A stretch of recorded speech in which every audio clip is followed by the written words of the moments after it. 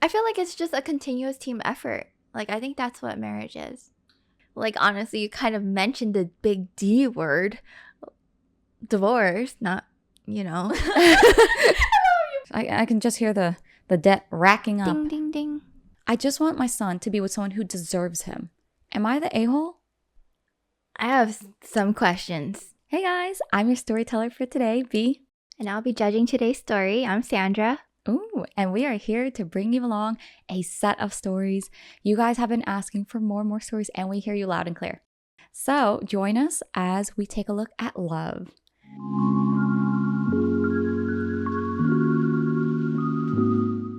Now, weddings are all about love.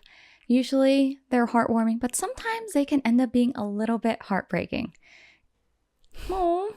In today's stories, we are going to be exploring what happens when wedding planning goes a little bit awry, and even after weddings, is it truly a happily ever after?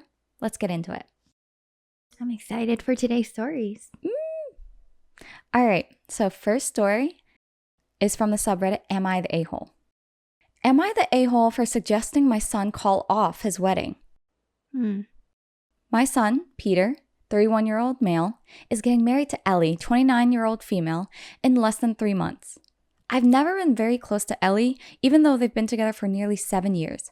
She's not a very friendly person, and I've always had some concerns about her behavior. For instance, when they first started dating, my son lived with me and Ellie would come out to visit for the weekend. They were in a long-distance relationship. They would often cook dinner at our house, but would rarely invite me to join them. I found this to be incredibly rude, as I felt like they were excluding me in my own home. There was also an incident where she was using the washing machine when it overflowed, which completely warped my hardwood floors and led to me having to cancel a dinner party I had been planning for weeks while I got someone to fix them. Over the years, she's barely made an effort to get to know me, and every overture I've made has been rebuffed. I even made her a birthday dinner one year, and she said she felt sick, which delayed dinner for everyone else, and it was cold by the time she, quote, was feeling better. Even when they got engaged, she didn't reach out. I gave them a not insignificant amount of money for the wedding, and I didn't even get a thank you card. She said thank you on a phone call later that week, but it was in passing and just seemed to be completely thoughtless. Most recently, I went to visit a few months ago and found myself incredibly worried with how Ellie talked to Peter. They got into a fight while I was there. I'm not sure what it was about, but I heard part of it and everything she said was just so cold and rude. I never even spoke that way to my ex-husband, even when I hated him. Ellie gave Peter the cold shoulder for an entire day and refused to join us on any of the activities we had planned. I got the invitation to their wedding a few days ago and just felt sick to my stomach. After thinking on it for a few days, I felt like I would be doing Peter a huge disservice if I didn't speak up about my concerns. I just don't see how he can actually be happy in this relationship. He did not take it well, and we ended up having a huge fight. He told me that me and Ellie's relationship is one of the biggest stressors in his life, and that Ellie has been a rock for him through some tough times over the last few years. He also berated me for never giving her a chance, even though I feel like I've done a lot. Now he's not taking my calls, and it looks like Ellie has blocked me, so I'm sure he told her what I said. I just want my son to be with someone who deserves him. Am I the a-hole? I have some questions. Fire away. So I know, like, when we read these stories, we're hearing OP's point of view. But I feel like there were so many holes left out in the story. Hey, guys. We see you guys. Those of you that haven't subscribed. Although, thank you to you guys listening that have. If you haven't yet, don't forget to hit the like button if you're listening to us on YouTube and subscribe. And please like this episode on Spotify. Give us 5-star, guys. For example, one of OP's gripes is that she made Ellie a birthday dinner. And then the next sentence was, oh, Ellie was sick. But I don't know if that correlates. I don't know if that means that Ellie was complaining about OP's cooking, as she seems to be insinuating. I feel like we're getting a little bits of information that's trying to sway us in one direction. But I think we need a little more info. Yeah, so OP here didn't provide any other context. But when I was first listening to a story, I had the same thoughts you were. Because, okay, if her whole concern was about her son, but then she's bringing up everything that comes, like, that sounds like it's from years of gripes. And something's like the dinner thing. Yeah. I mean, if you're sick, for example, if Ellie was actually sick, I'm sorry dinner was cold, but she's sick? Yeah, and it's like, did Ellie complain to you that your food made her sick? Or are you just picking things to kind of nip at? And then the whole like thank you call versus like thank you card. I think a call is more personable than a card. Yeah. Okay. See, I wasn't sure if this is an etiquette thing that you have to have a thank you card or people have a preference. Right. But I guess, no offense to OP here, but it kind of sounds like the Stone Age calling back. Yeah. That you would force your daughter-in-law, who you kind of know for years now, to be like, oh, thank you so much, dearest mom-in-law, for giving me a portion of the money for the wedding. Yeah. I mean, I'll say, so my in-laws did help with our wedding, even though we didn't ask. But it's a little different because they helped with a portion of the wedding that they wanted added in. So they helped with the banquet, right? Okay, that makes sense. Which was more for them, honestly, but it is to celebrate us. We did not give a thank you card. And in fact, like following after, they just kind of, like they're very chill about it. And then afterwards, they're just like, wishing us like a happy marriage. I don't think when you give something, you have like an expectation of like a specific thing in return. Of course, like, at the very least, you could say thank you, which they did. Yeah. But having a specific expectation of a card, I don't know if, I feel like she's a little bit picking at things to be mad at. It feels very nitpicky. Yeah. Here's my other thing. You know what's even more odd? Why is she picking on the daughter-in-law for not sending a thank you note, but not her son? I feel like a lot of the points that OP is trying to bring up, it just sounds like she's having expectations of Ellie that she's not setting those same expectations on her son. Like, your son could have sent you a thank you card too, and like, you're not just, it sounds like OP's acting like, oh, I gave them money for her wedding and she didn't send me a thank you card. No, you gave money for your son's wedding and he didn't send you a thank you card. Yep. Oh, I don't know how your relationship is, but how I deal with me and my partner is, okay, if anything, if we communicate, for the most part, if we're not immediately there face to face, I'm fine with my partner speaking on our behalf as a couple and saying, oh, by the way, like, thanks for this gift, or thank you for doing XYZ. Like, it doesn't have to come from a specifically me or him. It's kind of a, like, it's okay if either person does it as long as one of them does it. Yeah. Another thing that like me and my husband do, what we do is by default, I kind of facilitate my family. Yeah. Like, their expectations, because they're my family. And then he kind of facilitates his family's expectations. Oh, my mom wants this. All right, like, I'm going to make the initial judgment to see if it's even worth bringing up to him. Like, if it's something that he doesn't need to be bothered about, then I'm not, I'll just, like, speak on both our behalf, like what you said. Yeah, that makes sense. See, I'm surprised that so like, far. In this, I think the son should have thanked his mom. Right. If that's what his mom expects. It's even weirder because, I mean, at the very least, they called her. So why are you blaming just the daughter-in-law? Yeah. You know what? I have a theory that OP is one of those people who are kind of possessive over their son, potentially. My son. I want the best for my son. Yeah, you're not good enough. I mean, even her ending, she says, I just want my son to be with someone who deserves him. But none of the actions she mentioned was so, at least, horrible that I'm like, she doesn't deserve him? Yeah, like why? What's wrong with her? Yeah. Yeah. I think the last issue she had brought up was, okay, so she heard, here's my kind of, my final nail in the coffin, I would say, on OP being a little bit unreliable in narrating the story here, is that she was saying, oh, she overheard accidentally that Peter and Ellie, son and daughter-in-law, were arguing. She wasn't sure what. Honestly, what's it to you? Why are you... Like, every couple is going to have an argument. Yeah. It doesn't mean that mom needs to step in. It's really just between them. What's it to you? And it's even weirder that she feels entitled to step in despite not knowing what they were actually arguing about. And her conclusion is, oh no, you should break up with her. She's like babying him. I think she's lying that she doesn't know what they argued about. Because if you stood there to hear long enough to know that, oh, the way she was speaking to my son was so bad, but I don't know what they were arguing about. I mean, really? I don't even think she cares about what they were arguing about. I think she's just honing in on the fact that they had an argument. Oh, that means they're not a good fit. Like, I think that's what she's trying to just take and run with. Yeah. All right. I would have to say so far, I think OP is the a-hole for meddling and kind of having this weird judgment over daughter-in-law. Yeah.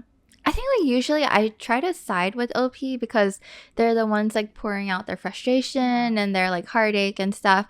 But I just can't side with OP. There's nothing for me to like grasp that like I can agree with OP on. Like I usually try to, I don't know, I try to side with OP to understand them, but I don't think I understand any of her actions right now. I mean, I know we can only see from their point of view and we're more likely to be swayed. But in this case, I feel like she's writing a counter argument and I'm on Ellie and Sun's side. Yeah. I feel like every point that OP brought up, I'm like, and what? And what of it? Like, what's your point? I think she even said her son told her that her relationship with Ellie is stressing him out. Yeah. So he's not really complaining about Ellie. He's complaining about how you, like you're kind of treating Ellie in a way. And I kind of wish I could hear his point of view, actually. Like, if he wrote in, I would be interested in hearing that. Yeah. Let's see what the comment said. Because maybe OP replies, or maybe son-in-law. I mean, not son-in-law. Maybe the son says something. First comment. How many years ago was the washing machine accident? Is there literally any reason to believe that she was responsible for it, except that her clothes happened to be in it at the time? Oh, yeah. See, another thing that doesn't correlate to me. Good point. I forgot about the whole washing machine part. Because it's just very random. Why is it Ellie's fault if your washing machine? I mean, unless her clothes somehow broke your machine. Right. But why would you bring that up here? I just don't get it. Like, why bring this up here? Yeah. What does it have to do with the marriage? And, like, it doesn't sound like it was malicious. Like, I'm pretty sure she didn't do it on purpose. Unless you had proof that it was done on purpose. Maybe you could make a case, like a little bit stronger of a case. But you're not saying Ellie purposely flooded my floors. Right. Everything that she said, there's like been an overtone of, see, that's what she did.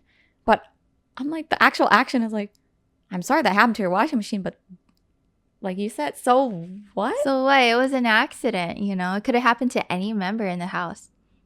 I bet even if it was the son's clothes, she would have said, oh, Ellie was in the room at the time it happened. Mm-hmm. Ellie was in the house. It's all Ellie's fault.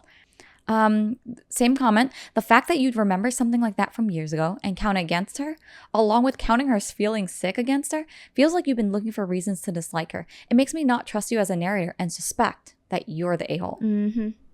That's what I'm saying. Yep. Mm-hmm. I have to say I agree there. Another comment. You're the a-hole. Your first two concerns, in quotes, are that Peter didn't invite his mother to join his romantic meals with his partner and that your washing machine broke. He's definitely right that you never gave Ellie a chance. He called it. Yep. I think Peter probably knew from the beginning. Right. Although I will say, like, it's hard to say because we don't have Peter's perspective. I wish he had shut this down sooner because it seems like it's been from the very beginning. Yeah. I mean, I know it's hard because it's like your mom and then your fiance. It's like, right, they're engaged. Mm-hmm. Okay, yeah. So it's like your mom, your fiance. You don't want to be too hard on either one. But I think he kind of like passed the point where he should have, like prime time, he should have set up the boundary. Yeah, I mean, they're getting married in 3 months. So I feel like, and 3 months right before your wedding is not when you want to be dishing this out. Imagine the mother-son dance. And she might like, what if she tries to upstage the first dance? I was going to say, what if she tries to upstage Ellie at the wedding? Oh, man. You know, she's going to come in white, isn't she? Like, you don't hear the stories where, like, mother of the groom shows up in a very obviously white, like, gown or even wedding dress sometimes. Mm-hmm. Oh, and the other thing that was weird to me is, okay, so Peter was living with OP, the mom, when they were first dating. I'm like, if they're a long distance couple, aren't they on a date at the house? Yeah. So how's that uninviting and excluding mom-in-law? Why does she want to be there, the third wheel? don't you have something else to do besides butt in on your son's relationship?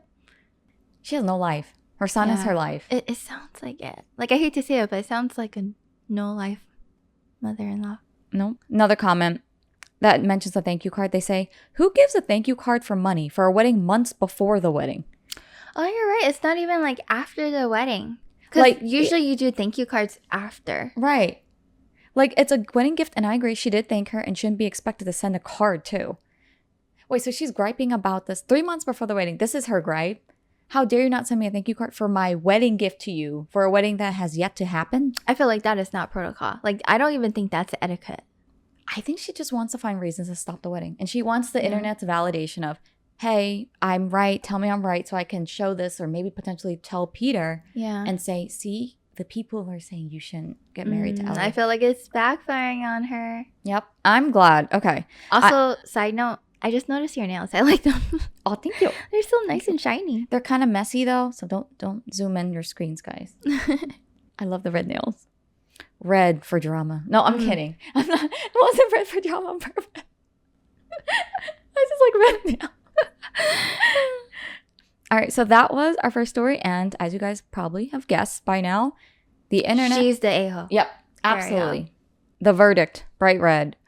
Very satisfying to hear a complete execution of judgment. Yeah. I think for me that was very clear. I think normally I kind of like pull in between. I'm like, maybe, but this is a very clear you're the a-hole. I think it's just like the entitlement, the expectations. I'm like, this just sounds very petty. All right. Speaking of heartbreak, say after a wedding, you might still not get that happily ever after. Remember I mentioned that, guys, in the beginning? So this is the second story. It's rough out here, huh? It's a heartbreak episode. This story is from the subreddit AITA. Am I the a-hole for telling my wife I won't be as stressed out next year because I won't be married to her? Oof. Buckle up, guys. This one's a wild one. I, 32-year-old male, have been married to my wife, Jen, 32-year-old female, for a little over 7 years now. Up until about 2 years ago, things were great. However, a disastrous move, a few family emergencies, and a totaled car have left us in terrible financial situation. All our savings are pretty much gone, 401k's empty, and we're hemorrhaging money. Before we bought our house 2 years ago, things were amazing financially. We made the mistake of buying a nice 3-bedroom house because we planned on having kids. Those plans, thankfully, got put on the back burner because adding a kid into this mess right now would kill us. It's not really a mystery why things are like this. Jen and I are both underpaid at our jobs, and we moved into a high cost of living area like morons. I said heartbreak story, guys, but this is sounding more like a Caleb Hammer financial audit episode. Yeah, I'm starting to think like, like they took out their 401k and like an accident, was it? And, yeah, a few accidents here and there. And now they have a mortgage. I'm just like adding it up in my head. Oh my gosh. I can just hear the debt racking up. Ding, ding, ding. Last December, I told Jen one of two things needs to happen. We either sell the house or start making more money. The latter would most definitely mean finding new jobs that would pay us a market rate. Jen pushed back on this because she loved the house and her current job. I told her she had to choose one and couldn't have it both ways. And after a week of arguing, she agreed we would look for new jobs. Well, it's been almost 6 months now. Last Friday, I signed an offer for a new job. Oh, congrats, OP. Yeah. It's over a $35,000 raise for me. Wow. That's pretty good. OP worked hard. Jen, however, has done nothing. In January, she asked for a raise in a market rate and was very disrespectfully told by her manager that she wasn't worth that. She was shown the door to leave if she wasn't happy. Wait, so she asked for a raise, but like not apply for a new job or position? Yeah, she just asked for it. And I guess... I mean, they're not gonna, like, realistically... I don't want to be too harsh. Go on. I can see the things you're about to say. No, go on.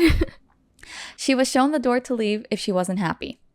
Jen has taken this as her putting in the effort and done nothing else, telling me we should wait and see what happens with my job search. I'm not happy about this. When I came home Friday and told her I got the job, she got pissy because I clarified this does not mean she can stay at her job. We fought again, and I told her that this would mean we only stop hemorrhaging money on the house. We will be able to save only a little and would still not be close to fulfilling our 401ks. Kids, the whole reason we got this dang house would be entirely off the table. We haven't spoken much since then.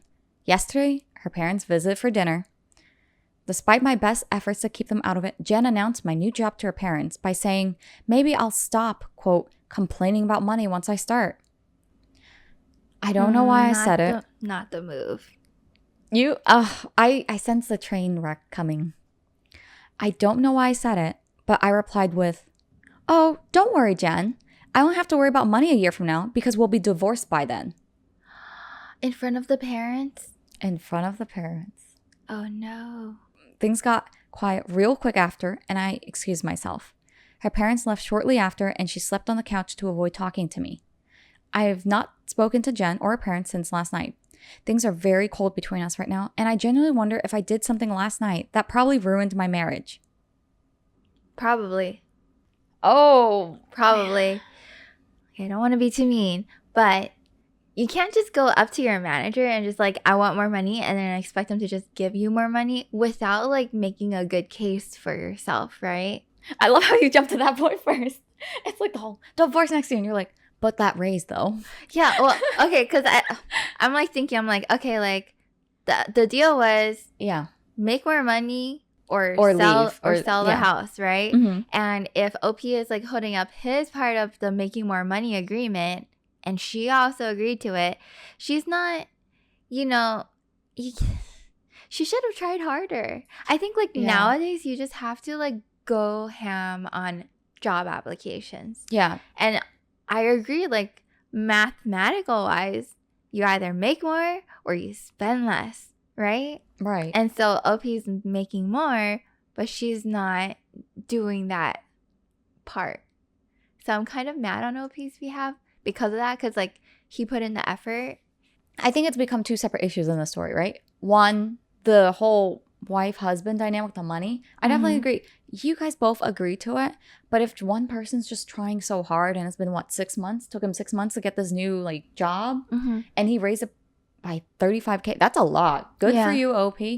I can see how that's so frustrating, and it makes me wonder if wife like had any intention at all of truly committing to a different job potentially, because you're telling me 6 months and she hasn't, interviewed, tried brushing up her resume or like effort, right? Like, yeah. I think it's the effort. Like if she did all that she had to do, like she tried and she's still in the same role, fine. But I think the frustration here, and I can feel it in volumes from OP, is, dude, what have you been doing? Yeah. And the audacity to bring it up to the parents, I feel like that's some sort of... I think she was trying to do a power move there. Yeah.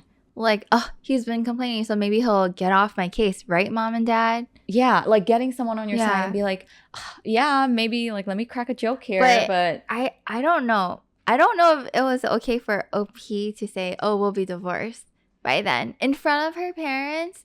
And it's like, when he said that, did he mean it? Like, how serious was he? Because now he's saying, oh, I don't know if I permanently ruined my relationship. Well, you, like, honestly, you kind of mentioned the big D word, divorce, not, you paused. I was like, wait a minute. It's like, wait, for all you dirty-minded listeners. Divorce. I meant divorce. That's something that you can't easily bring up in marriage. It's like, I think one big advice is just to never mention that. Wife, a-hole for her behavior with the whole job and money thing. But OP, the husband, OP for bringing up that word. Because once you voice out there, and especially in front of other people, it's going to be like at the top of your head. Like every argument from then on, you're just going to think D word. Whether or not OP meant in the moment, I think he was already there. Like, I think it was like festering. Yeah, and it kind of just came out like boom. So unfortunate. I mean, honestly, she brought it on herself. See, here's my problem: is that OP made the agreement with his wife in that here's our goal. Okay, you decide we're staying in this house, so we need to afford it. We're gonna both get jobs. That's a together goal. And it feels like he really did approach it that way as a partnership. Whereas his wife just kind of went, oh, well, you did it. And you did it for both of us. So now we're good. So now we're good. I don't have to change my behavior. I don't have to do anything. Yeah. Which is not how it works. No. And it's very unfair for him. Definitely. And although at the same time, I will say I don't agree with just blurting out the D word in front of the parents. Yeah. I just wonder how she feels about their situation. It seems like she's very like la-di-da about it. But, you know, her reasoning is like, oh, I don't want to sell the house because I love it here. But you can't afford it right now. I think it's definitely lifestyle inflation too. She's probably used to being in the area. She loves the house, even though he did say it's higher cost of living for how much they're making. Yeah. It's just sad. So there is an update. Let's see if OP will answer our questions on what happened. Update. Yeah, I messed up. People are rightfully tearing into me for wondering if this marriage didn't end when those words came from my mouth. I went to Jen last night to talk. Yeah, that was not the words to say at the moment, but see, here's the thing. I still stand by. I think OP was already, maybe he wasn't ready, but he was already thinking divorce when he said it. Doesn't make it right though. I went to Jen last night to talk, and she refused to even say a word to me. She ended up locking herself in our bedroom and finally told me to go away. I'm scheduling some consultations with divorce attorneys today. So he means it. He meant it. Oh, he went for it. Oh. Well, then, like, she's upset and boo-hoo, like, you know what I mean? I don't know how, I've never been a divorcee guy, so I'm only speaking on speculation here. Maybe if you guys have gone through or know of the experience, you can chime in. Mm-hmm. But I don't think divorce happens the way it does in movies, right? Where someone just wakes up and decides, oh, I don't love my partner anymore and I'm going to go get a divorce. I think it's probably something that happens gradually, like a seed of doubt where you realize maybe you're not aligned. I think it's like little, like things you were unhappy with but you didn't bring up. Yeah. And you kind of just let it go. And then another thing happens and you like let it go. On. And then like it piles on. And when you see it not getting better, it just festers up. So in a way, it's kind of like this first story, right? Yeah. But this is like after marriage. Yeah. This is the look of like. There's more at stake. Yeah. And I think too, it's like people tend to talk about weddings and marriages like, this is the best day of your life, this is the happiest. And I'm like, no, it should be the beginning, you know, it should be the beginning of the true happiness. It's like when you establish your commitment to like not let each other down. Yeah. And I think it strengthens it. I think weddings and marriage can strengthen it, but you still need to work at it. And I don't think it's something where there's like, it feels like some complacency on the wife's part of, let me just ignore this really big thing that my partner's struggling with and let him kind of go it out at it alone. You know, like the whole like, and they got married and then they lived happily ever after. That is so not true. I think they got married and then there's more work to do. Yeah. You know? I think not to be not romantic, but yeah. That's funny coming from Miss recently got married and happy and romantic over here. You know what? There's a lot of work to do. I mean, it's true. I agree with you. Yeah. I feel like it's just a continuous team effort. Like, I think that's what marriage is. I think people don't put in, like, we see a lot of stories here where I don't feel like people put in enough effort in the relationship, let alone the life after marriage. Because, like, for us, you know, well, granted, we bought a house before marriage. We kind of did you and your husband, right? Yeah. Yeah, like, we did things backwards, but only because the interest rate was 3% at the time. Like, can you blame us? We like a financially savvy couple. But, you know, if we were the traditional couple where we bought a house afterwards, like just remembering those beginning days, it's a lot of teamwork. And you're not always in the best mood, like every day when you're working on renovations and like you're just getting nitty gritty with the paintbrush and whatever.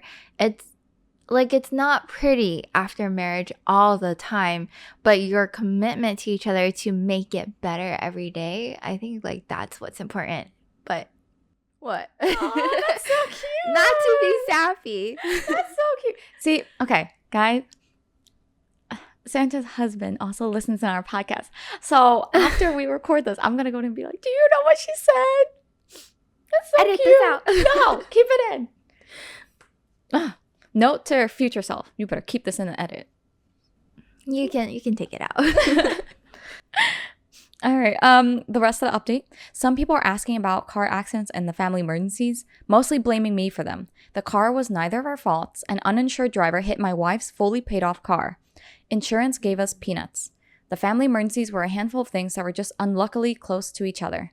I don't think you can really assign blame to these kinds of things, but people will probably say I'm covering my bum or something and still blame me. Whatever, the big F up was the house, which I was 50% responsible for. Life just sucks sometimes, honestly. Life is hard. OP adds a last note. Before I wrote this post, I probably should have admitted to myself that I spoke my feelings at dinner and got my wish. Yeah. So he meant it. Yeah, he did. But, like, he's about to see divorce lawyer, so I don't know if he's that unhappy about the outcome. He's clearly the a-hole for still saying the D word. But I have to say, her actions are such a big, influence to the consequences. Bringing the parents over, bring up the job. It was a brat move. They just don't sound like they communicate well. I think it took her bringing her parents over for her to show that she's annoyed that he is, I guess, complaining. Yeah. Right? Complaining to her. Yeah. Right? And then it took those parents to also be there for him to bring up the D word to show that he's unsatisfied in their relationship. Yeah. So I feel like their communication skills were not there with each other. All right, let's look at some of the comments and see what people said. It seems like people put OP through the ringer in the comments. First one, you know how firearms experts tell people, don't put your finger on the trigger unless you intend to fire? Ooh, that's a good analogy. Yeah, don't say the D word unless you're prepared to get D'd real hard. Yes. I mean, I have to agree. You said it. It's out there. It's not something you can ignore. People say words are words, but words have consequences. Yes. Another one. I don't know why you're so worried if you were wrong or not. You'll be divorced a year from now. Yeah, that's what I'm saying. He's coming back. He's like, I'm looking into divorce attorneys. So you're good. We're good here then. A little bit of a back and forth, second thought. You know how when you make a really big decision, you kind of second guess yourself just a little bit. Even if you know in your heart that's what you want. Yeah. You kind of go, wait, but what if? But I think maybe the telling thing for me that he doesn't have any regrets, he's not saying I'm so sad I might lose her. Can you guys help me? True. Can you help me fix it? Do you guys have advice for me to fix this? That's just in wrong. That's all he cared about. He doesn't sound desperate to keep the relationship. Mm-mm. Which, not that you have to be if it was the right relationship. Right. You know what I mean? I think he doesn't show remorse in losing love. Yeah. Yeah. I think the love is already gone. Yeah. I don't feel any love when he describes her. He did post it, and then the original was, am I the a-hole for telling my wife, the D word at dinner? For that specific thing, I would say yes. I think it's inappropriate to bring it up like that in front of her parents at dinner. It's never a good move. Yeah, there's no circumstance where you can just say that and not be called the a-hole. It's a bad move. Mm-hmm. You might not be an a-hole as a person per se, but the action is definitely a-hole move. Medium, you're the a-hole. I think he's a big a-hole, on the action alone for saying that. However, I think the wife is an a-hole as well for doing that to her partner. Everyone sucks here. Yeah, everyone sucks. The verdict ended up being that people agreed that he was a-hole for that one action, but actually this got marked as advice needed instead, even though it's in the am I the a-hole category, because they felt I'm surprised. Yeah, OP needed more advice than anything. Yeah. Well, he's getting advice from a lawyer, so he's getting what he needs. He's getting his wish. He kind of willed it or spoke it into existence. I see his frustration, though. I think this is one of those rare cases where even though everyone sucks, I still feel really bad for the situation. Yeah. All right. Let's lift our spirits with the next story, but not quite sure if your spirit's going to be lifted or if you're going to be mildly annoyed. Okay, bring it on. This story is also from the subreddit, Am I the A-hole? Am I the a-hole for starting my wedding on time? No. Oh, can I say that right immediate? Can I say that right off the bat? I mean, you can, but let's see if the internet judges the same as you. My parents are late for everything. They were late for everything while I grew up, and they refuse to care about being late. They do not care about how disrespectful it is to everyone else. My older siblings have adjusted to this by planning all kinds of slack into their schedules. Our parents showed up late to both of their weddings, but that had been accounted for, so they were able to participate in the weddings as planned. The same goes for family get-togethers that are hosted by anyone other than my parents. My siblings planned for them to be late. I went the other way. When my parents were late for my high school graduation, I told them that I would never wait for them for any event that I had power over, and I've held to that. Wow. When my wife and I hosted our first Thanksgiving, after we brought our home, we started eating on time. My parents showed up late after visiting with other family and were surprised to see us all laying around in tryptophan comas. I might have pronounced that wrong. Tryptophan? Probably food coma. Yeah, I'm thinking food coma. My wife and I got married last weekend, and the ceremony went perfectly, other than my mother not being involved in the candle lighting. My older sister was my backup. My parents showed up 3/4 of the way through the ceremony and ended up sitting at the back of the church. That is so sad. They kept everything in during the receiving line and the formals, but they let me have it afterwards and before the reception. They were very disappointed that they did not get to participate in the ceremony and that they missed so much of it. I was ready for this. I had one of my friends waiting, and he took their pictures when they were entering the church and sitting down at the back. He sent me the pictures as a text and as email. I asked my parents to show me their invitations. They didn't have it with them, so I pulled out the one I had ready for this. I showed them the time on the invitation. I asked them what time they showed up. They said that they were only 5 minutes late and that I was an a-hole for not waiting. I pulled up my text messages and my email. Both provided a timestamp of when they showed up 35 minutes late. 35? To a ceremony? A ceremony is usually like 30 minutes long. Well, it must have felt like 5 minutes to them, since they're claiming to be 5 minutes late. So far, I still stick to my take. But go on. They said that if I knew they were going to be late, then I should have planned for it like my siblings. I told them that I had not put up with their BS since I graduated from high school and why they thought I would start now, almost 15 years later. I told them that my siblings could coddle them all they wanted, but to enjoy their time with me, they had better learn to be punctual. They said I was disrespectful, and if I did not like their behavior, that was entirely my problem. I agreed and said I would be handling all my time with them the exact same way. Am I the a-hole? No. Oh, okay. This story grinds my gears. I'm irritated. Yeah. It's just, off the bat, I am with you 100%. I don't know how you guys feel about lateness, but okay, I'm not so much a stickler that I'm like, oh my gosh, it's on the second on the dot. If you're not late, you might as well not be here at all. I'm not that point. However, and I'm like, okay, 5 minutes, that's fine. If it's not an emergency, whatever. 10, 15 minutes, okay. But anything beyond that, and especially if it's not without advance notice or there's no real emergency, that would piss me off. So, I have a confession. I used to be really bad with lateness. You're one of those, Sandra, no. It was mostly for like hangouts, right? Because I think at the time, I just took on like a lot of extra activities. And so for hangouts, I wrongly didn't prioritize being punctual. And I've learned from that, and I'm a lot better now. I think I even surprised some of my friends now.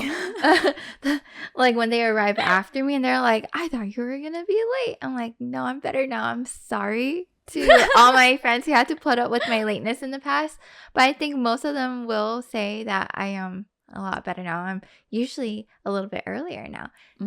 Except today. Well, today, yeah, I mean, with things that have more importance, especially like a wedding. Yeah. There's very like time sensitive thing. You have to kind of give yourself, like if the invite says 3:00, you should get there at like 2:30 at least. Yeah, right? Especially for weddings, because it's like they have a schedule. Like money is invested, time and energy is invested. It's a big deal. Yeah. So definitely with that, oh my gosh, if you're not on time, at least I mean, if you're not early, at least be a little bit on time, And I think like you're the parents of the bride. You're part of the wedding party. You have a role in the ceremony. get there in the morning or be there with the rest of the wedding party. Like, you shouldn't be coming just on time like the guests. You should be coming hours ahead of time to see, like, if anyone else needs help getting ready or whatever. I don't know. I'm just very mind blown that they came 35 minutes after the ceremony. But blame the bride. Yeah. Oh. I'm like, it's one thing to not be apologetic for being late to your own daughter's wedding, but then to be mad at her that she didn't delay her big day for you. Like, if you're going to be late, accept the consequences. Yeah. Just quietly accept it. She had a backup plan because she knew you were going to do this. So just like sit where you're going to sit and just recap later. Okay. I do have a personal story with this. Okay. I do It's not me, right? It wasn't me, right? I no, wasn't the late no, one, right? Okay. No. You were not the villain of the story. Well, okay. I have a mini confession. I think, okay, I've never been like the type to be late, right?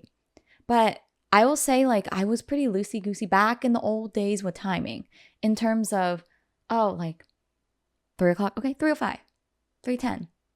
That's okay for me, for like normal, informal hangouts or things like that. Never to a wedding, but like, just casual things. I wasn't that, like, I think, careful with timing. Mm-hmm. And I think part of it is influence. But even then, I was the most on-time person in my family. So it hits different when it comes to family. It's hard. So I'll give you one example. Is like my parents and like I would say like even my aunts and uncles are the same way. I don't know if it's because I don't know like Vietnamese Asian time people like. I don't agree with that. Huh? Like I don't agree with Asian time, and I'm pretty sure the venue doesn't agree with it either. Yeah, like I'm like I swear this is something made up by certain parts of maybe Vietnamese, well, the Vietnamese and Asian people I've been around, where it's just very like, you say, for example, and it's even at weddings, if they send the invitation 4 p.m., everyone shows up. It's like 7, right? Yes, it's like 7. Why do they do that? And it's even worse because I think now everyone does it because of the anticipation. Everyone's going to be late. So how does like the venue plan for that? So they rent the weddings I've been to, the couple literally rents it for the entire, like from like, I think like 2 all the way till whenever they actually want it to end. And then if you actually showed up at 4, and I've done that before where I've showed up on time and was flabbergasted because I'm like, where is everyone? And they're like, oh, they'll come around like 6 if they're early. And I'm like, that's a 2-hour difference. The invitation says like 4. If they're early? Yeah. On time is 7. Why can't they just put 7 then? Because I guess people would then go later. I guess people will then like set their clock for like after 7, I think is the thinking. Is that crazy? This is like a logistics nightmare. It is. And what's even odder is I've had like even weddings within my family, like my cousin's wedding, for example. She got married and I had aunts and uncles and even my own parents going, so we show up 2 hours after. That should be good, right? No. And I'm thinking, huh? This is 4. What invitation are you getting that I'm not reading correctly here? And okay, so I'm not gonna lie. Me and my family, I knew how my family was. And because it's my cousin, I asked her and she was like, yeah. Like I put that because people would be late if I didn't put 4. So I show up at 6. And we're still one of the first 5 people there. That's crazy. And she's like, oh, yeah, you're great. You're on time. That's crazy because I had an early ceremony. I think I put 3 for a 3:30 ceremony. Uh-huh. And then I feel like if they interpreted it in Asian time, that would have been like 5 oh my to gosh. them. 5 or 6. That would have been no more cocktail, like no ceremony, no cocktail, no first portraits. Like, that's basically, you skip everything and you just go into a reception. See, but at that point, I'm like, okay, you went late. It's your responsibility as a guest. You're done. You don't go and gripe about it. Yeah. No matter if you're the parents. I don't care if you're the parents. I don't care if you're grandparents. I don't care who you are. You do not go and gripe about it. Yeah, like, we have a schedule on that day. Yeah. Mm-hmm. I forget. It's probably like a month ago or so. It was me and 2 friends meeting up, right? And so me and just say friend A, we live furthest from the meetup spot. Yeah. Maybe like half-hour travel. And then friend B, she was meeting us up and she was 2 doors away. from the meetup spot. No, literally. Don't tell me she was late. Don't tell me friend B was late. So friend B is like 2 doors away, which we didn't know she was coming from that close. We thought maybe she had like a 5-minute walk because we knew she was in the area, but she was literally around the corner. And then so friend A and me were like, okay, we're gonna be like 5 minutes late or so because traffic, right? And we felt really bad about it, but we ended up getting there at the same time, me and friend A. Friend B's, and so we're like, oh no, we're making friend B wait. Yeah. But friend B's like, oh, well, I forgot something, so I had to go back and get it from the place that I'm leaving from. So we're like, okay, like by the time we're there, she'll have gotten her stuff and then met us. It turns out we got there, we got a table, we got our water. She came 20 minutes after we got there. So she would have been half an hour late, basically. 20 minutes after we got there. And we're like, where are you coming from? Like, you probably had to walk a lot. And then we found out she comes from 2 doors away. You know, someone once told me that, like, whoever is closest to the spot is usually the late one. I wonder why that's a thing. I think it's the fact that you have some sort of weird, like, you don't actually plan for it. You just think, oh, it's so close, it's so close. But then they don't actually prepare and plan for the event or place they're going to. See, that annoys me. I just thought it was so funny. I'm like, wait, you're literally around the corner? But you know what's funny? I have this one uncle who is notorious for being the opposite. Such a stickler for time. Yeah. He's like, time is money. You're a minute late. And it's like, if it's 2 minutes, he's like, you're late. And I'm like, okay, well, but here's the thing though. All my relatives who are notoriously late are never late when it comes to his events. Because he so set they that can boundary. do it. Yeah. So they can do it, but it's just like, I think it's kudos to him for setting that boundary, even if I think he's a little bit too stickler at times. Like, because he said it, people are not going to cross it. Do you have like relatives where, or people who like, they say a time, but they actually expect earlier, but you don't know that? No. So what? That's like the opposite. What? I'm gonna out my mom here. So nothing too like hurtful or harmful, but she's very much an early bird, right? Like she sleeps at 8, wakes up at 4. Oh, right. Good for her. And when there's a time for like a meetup or event, she expects you to be there like half an hour to an hour earlier than the time that starts. Why doesn't she just say to meet at that? And if you're not there like 30 minutes before the agreed upon time, she's like, where are you? Like, you're making me wait. Well, that so I feel like there's like so many different types of people when it comes to time. That's the first I've heard of that one. That's like the opposite. It's like, I wish I was more like that. Like, they're so early that they make early. You late. Yeah. In a sense. To other people's events, she also like shows up an hour early. I mean, at least she's a good guest, I guess. Maybe. I don't know. As a host, I don't know if I like sometimes it might that. be too early. Okay, there's such a thing as being too early to things as well. Because then I feel like, okay, if you're showing too early at someone's event and they're like, shoot, I feel bad making a guest wait until the time. So now I feel like I need to accommodate them or figure out something for them to do. As a host, sometimes I don't like it when they come that early. Because what if I'm not even dressed yet? Right? I feel that. Or like I'm still cooking. I need to put away these like dirty pans. Wow, I didn't realize that. I have a lot of past beef with the timing. I know. Like we do. We have all these stories. Okay. I've been on both ends. Yeah. I would say parents are the a-hole. OP is not the a-hole because they were late. Just point blank, they're late. Yeah. Like, I don't know. Like, honestly, just accept it. And I would even say it's partially the siblings' fault for enabling the behavior. Yeah. Because, like, if everyone else made exceptions, and then parents are definitely going to get used to it. They're not going to change.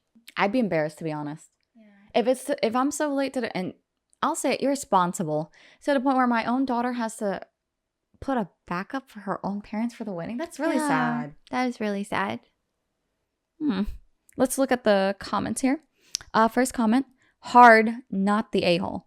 If they want to be late for a play or a doctor's appointment or whatever, that's on them. If they're going to be on time for even one thing, you'd think it was their child's wedding. This is on them. I agree. Yep. That's funny. I feel like parents are usually on the earlier side. Or at least with my mom. Can't be mine. Although I don't know which one I Maybe they choose. should meet. Maybe they should meet. Wait, what time would they meet though? If you're My mom an hour earlier before the my parents agreed an time. hour later. What time would you tell them? I don't even know how they would tell that time to each other. It's like, hey, show up at 4. Your mom comes at 3. They come at 5. They'll just like pass by. All right. So the verdict is most people are saying not the a-hole. I will leave you guys with one last comment is absolute positively not the a-hole. And good for you for calling them out and holding them accountable. The audacity they have to call you disrespectful for them being 35 minutes late is beyond ridiculous. It's not your job to coddle. Mm-hmm. The word coddle, that's a good one. That's a key Yeah, word that's right there. exactly what the siblings are doing. Yep. And I agree. Not the a-hole, as per Reddit has spoken. I called it. Yeah, in you the did. beginning. You called it from the, I think, first sentence I said. Yeah, because I don't know. I had the same concerns about people being on time for my own wedding. I Mhm. think just the trauma. It's just stressful. Yeah, it is stressful. Everything is. So, like, why add to it, especially as a parent of the bride? And that has concluded our set of stories for today. Ooh. We hope you guys enjoyed it. Although most of them were quite chaotic and I want to say more heartbreaking than heartwarming. Yes. Oh, yeah. And it's heartbreaking because people suck. Overall, moral of the story here. Sometimes people just suck. Just sometimes. Yep. All right. Thank you so much, guys. Let us know what you thought of these stories and how you feel about these longer lengths and topics. Let us know in the comments, or if you're on Spotify, comment after the episode. Ooh. And don't forget to rate us 5 stars on Spotify. Subscribe if you haven't already. We're trying to get our audience subscription rate up. We're doing a lot better now, but I think we can do a little better than that. Don't forget to comment, like, and follow if you haven't at Honey Hearts Podcast. Talk Thanks, to you guys. later. Bye.